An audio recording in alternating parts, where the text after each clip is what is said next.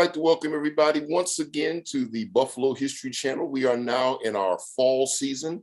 I'd like to thank all of you for watching, binge watching, supporting, subscribing to the Buffalo History Channel. It was a great summer. We had a lot of great content out there. So glad that all of you showed your support.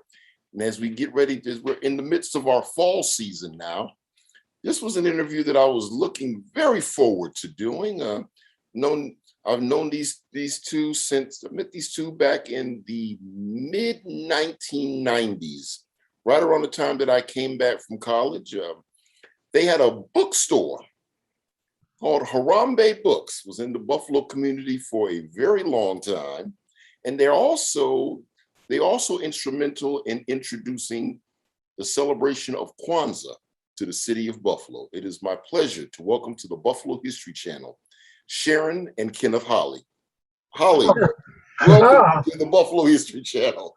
Thank you. Glad to be with you. Absolutely, absolutely. Good to have you with us. And so let's just start from the very beginning.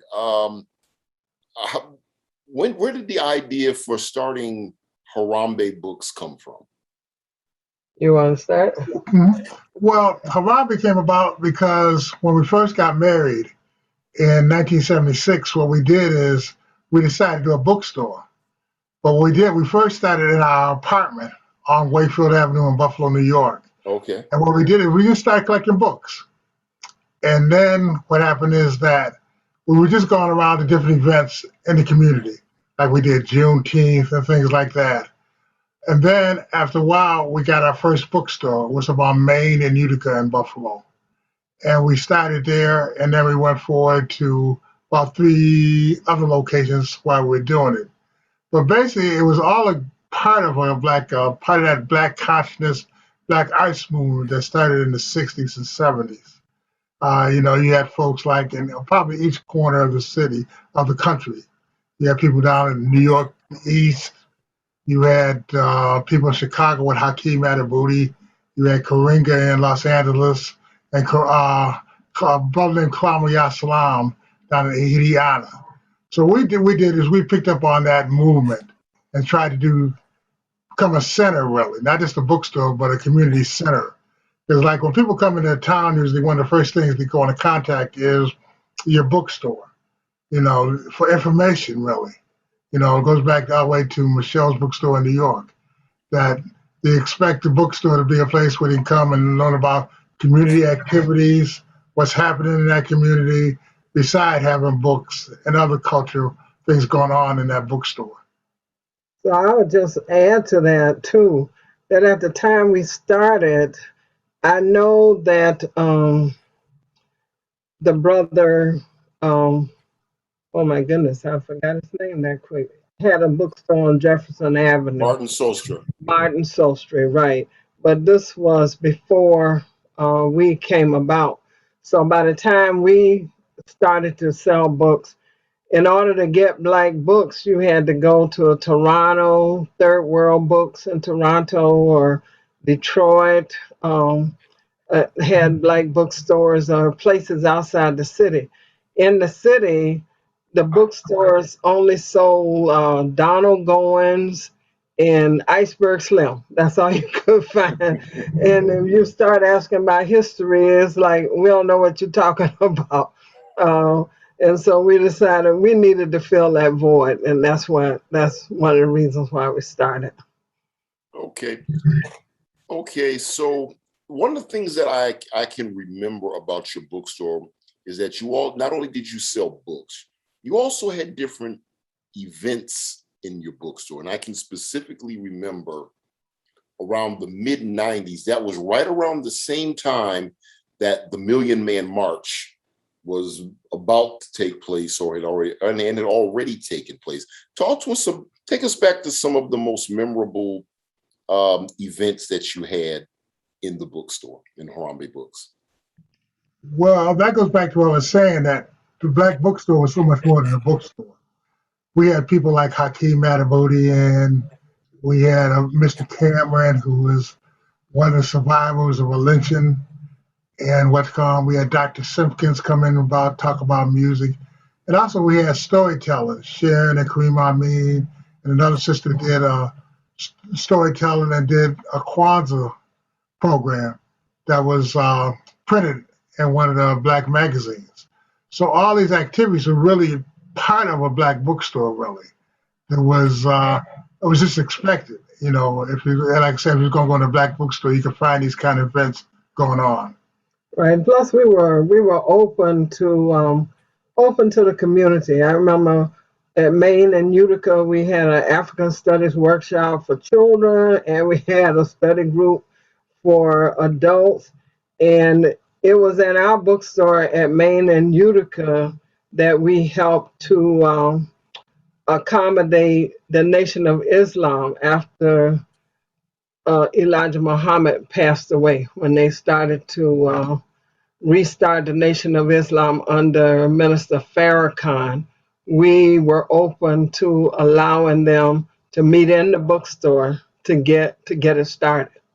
You know, so we can say that they started, you know, up there with Minister Farrakhan, bringing him to Buffalo and having their study group meetings there as well. And the strange part about that is that once the Nation of Islam left, we had a Christian Nationalist church come in right after them, and they had their services there too. So it was like one left, another one came in. Yeah. Open to everyone. So how long did Harambee Books start from? How long did Harambee Books run until? Well, I'll say, like, Kenneth say, like, we had the idea to kind of start. That was in 1976. And we moved from Wakefield to Maine and Utica. And then we entered a cooperative effort with Tafawa Hicks, who was doing art framing. And he had a place on Fillmore and Utica. And so once we left Maine and Utica, we shared space with him, Images of Us, Tafawa Hicks, at Fillmore in Utica. So he did art framing, and he had photos on one side, and we had books and cards on the other side. And we stayed in that until maybe mid-1990s. And then decided, because at the time we were both working other jobs and trying to do the bookstore, and we were employing like one or two people to, you know, to help out while we were at work, and then we come in after work and we work the store. So after a while we said, oh, okay, we're gonna give it up, and we sold it. We sold it to Brother Africa, right, Cat Freeman, and Vera Martin. Right. And they had a location on Sycamore near Michigan. Michigan, yep. So they kept the same name, and they were still running Harambee Books from there. But after a few years, they decided they wanted out. And we decided, well, we're kind of still in the book business because we were doing vending. So we say, okay, we'll just buy the stuff back and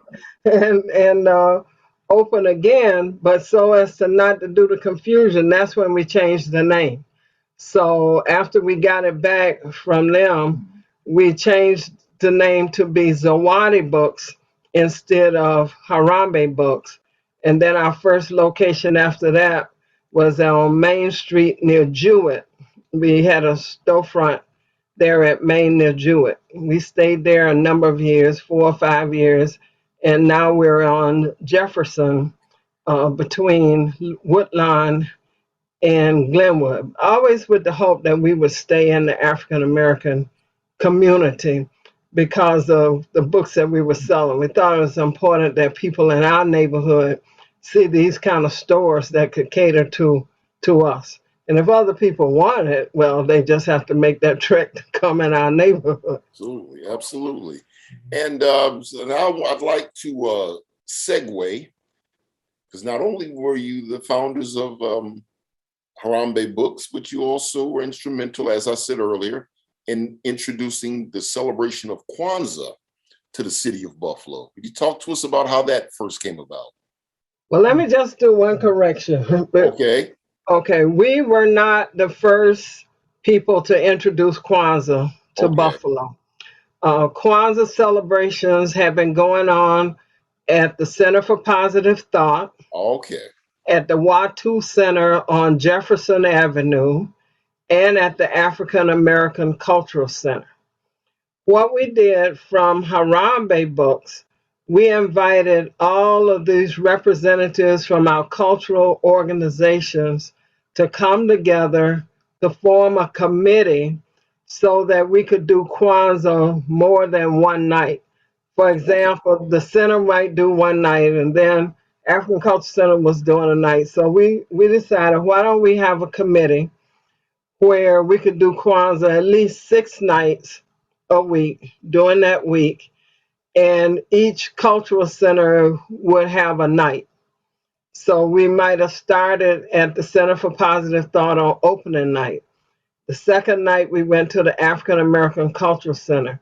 And so the committee put together a format that we could use for opening and closing that would stay the same, but the program, each community center would be responsible for the program, hoping that they would highlight their activities that were going on at their center. So when people came in, they could say, well, we offer dance class, we have art classes, we do this, and they could showcase some of the children or adults who were in their program. So that was how part of that committee. I'll let Kenneth talk No, I about. was just going to give a shout out to them community centers because something needs to be said about them. Because everybody was saying, oh, you're not going to be able to bring these community centers together. Each of them going to want their own night, you know. So what happened was just the opposite happened. They were very receptive. Each of them took one night and we moved it every night to a different center. So these centers were instrumental in us forming the Kwanzaa Committee because it Okay. wasn't a big, it wasn't a big struggle, big argument between these centers. All these senators wanted to buy into this idea. And also, with it, where we would have the meetings together to talk about, some of us would go into schools to explain what Kwanzaa was, because at the time, a lot of people were reluctant to celebrate because they say, oh, no, I'm Christian, I'm Muslim, I can't do Kwanzaa. And we had to explain that Kwanzaa had nothing to do with religion, that it was a cultural holiday. So we did this information with children and with adults, trying to explain, what symbols we use, what the symbols were, how to celebrate. And what I found different and encouraging was some people would not go to different centers. Like if you were in the fruit belt, you get all the kids from the fruit belt. They're gonna come to the neighborhood, to the neighborhood house, but they might not come to the African American Culture Center.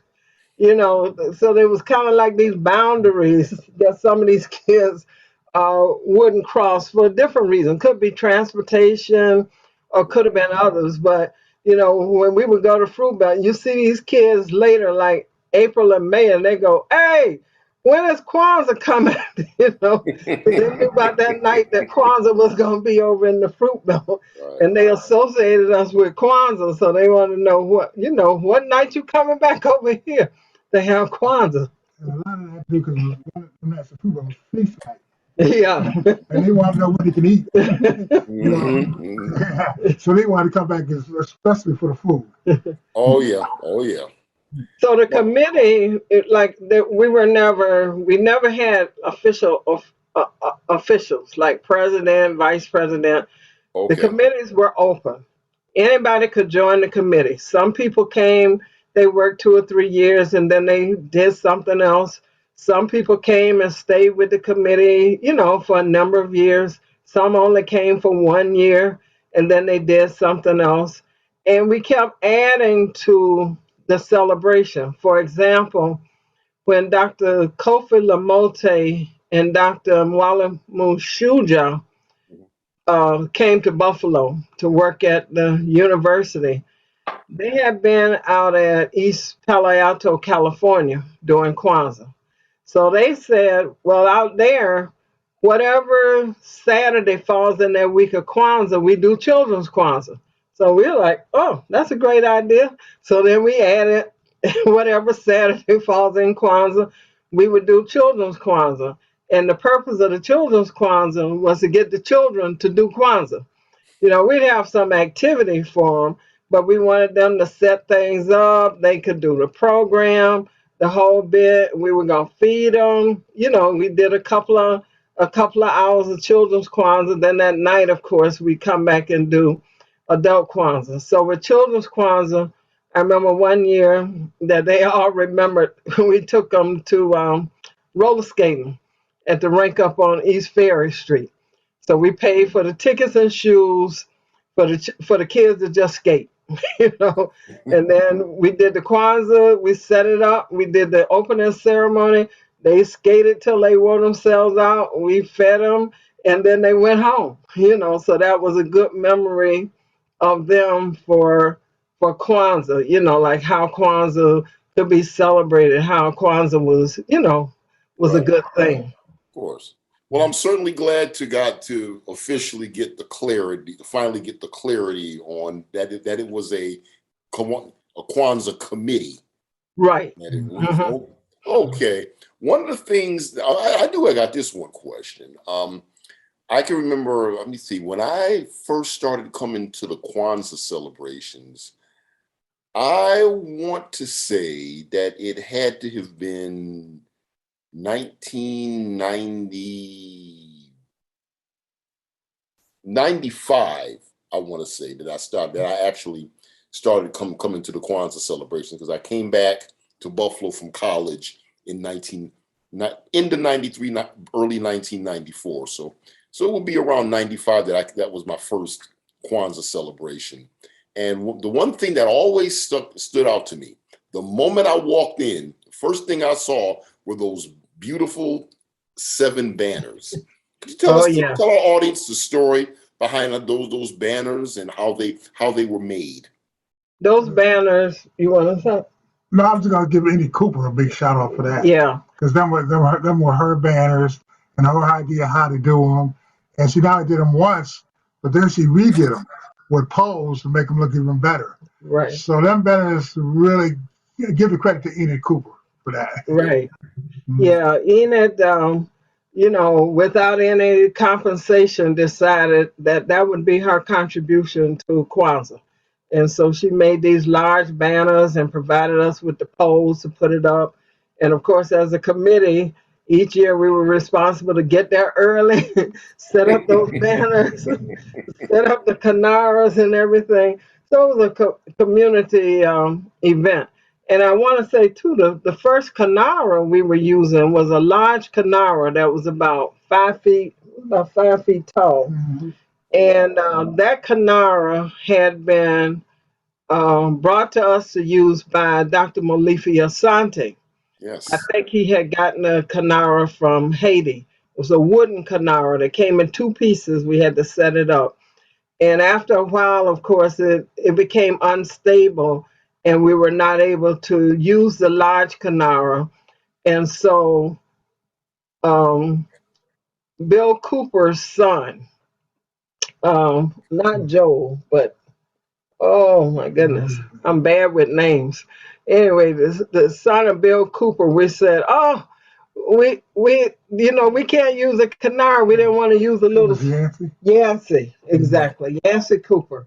Yancey said, oh, I'll make you your canard. So the canard that's being used now at the community celebrations, Yancey Cooper made it for the Kwanzaa committee, and it's a large canard that's kind of like in a triangle, and he made that to be used by the committee. Okay. Nowadays, to this day, Kwanzaa has been a very like Juneteenth is a very anticipated event in the Buffalo community, and you also the committee, as we just talked about, still works to this day to present Kwanzaa activities. I'm not sure. Are you still working with the committee, or have you passed the torch officially to the next generation, or are you just, or are you more of a provide a mentorship to? We've No, yeah. the Kwanzaa Committee, the chairmanship of the committee has gone through about 3 or 4 different chairmen now since Okay. us. We have passed it down from our stuff. The main thing we want to do is make sure it stayed alive. In other words, we didn't want this just because Kenneth Sharon Holley left that it Right. would die. We wanted to pass it on and make Kwanzaa still be alive in Buffalo. And so there have been a lot of young committee chairpersons. In fact, our daughter Makeda, she was a Yes. chairperson one year. Sabria Smith, Karima's daughter, she was chairperson one year. And there have been some younger chair people, and they've done some different things, which is good, because they have Right. different ideas than from what we had. But they have tried to keep it going. I want to say one of the things that we did to try to introduce Kwanzaa to the young group. When we started, most of us were young parents, so we had young kids.